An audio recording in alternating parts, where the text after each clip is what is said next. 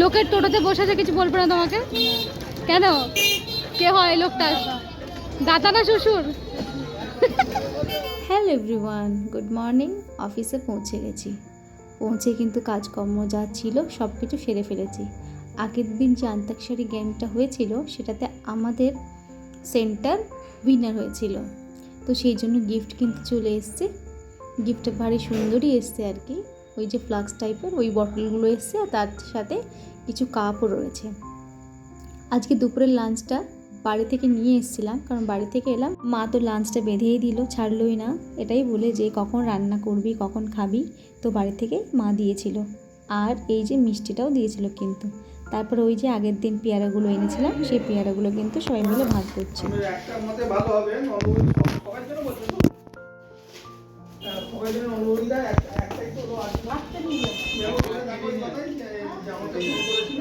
গোটা নাও কটা।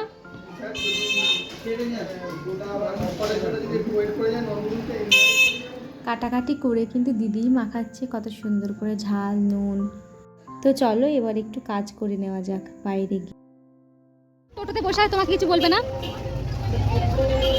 কেন? রোদ্দুরে তো মুখটা পুরো কালো করে ফেলেছো। অফিসে আর কত খাটবে, আর খেটো না। কোম্পানিকে তোমাকে বেশি টাকা দেয়? রোদে বেরোলে না হয় একদম ভালো হয়ে যায়। খালি ব্লগ করে মেয়েটা, খালি ব্লগ করে। ব্লগ করে কি ভালো না বলো? ও দিদি, আজ কেমন গরম বলো? কি খেয়েছো? কিছু খেয়েছো? গ্লুকন-ডি নিয়ে আসবো না শরবত নিয়ে আসবো, লেবু পানি? দুটোই। লোকের টোটোতে বসে আছে, কিছু বলবে না তোমাকে? কেন? কে হয় লোকটা? দাদা না শ্বশুর? কাজকর্ম সব শেষ হয়ে গেছে প্রায়, বোতলে একটুও পানি নেই, তো চলো পানি ভরে নেওয়া যাক।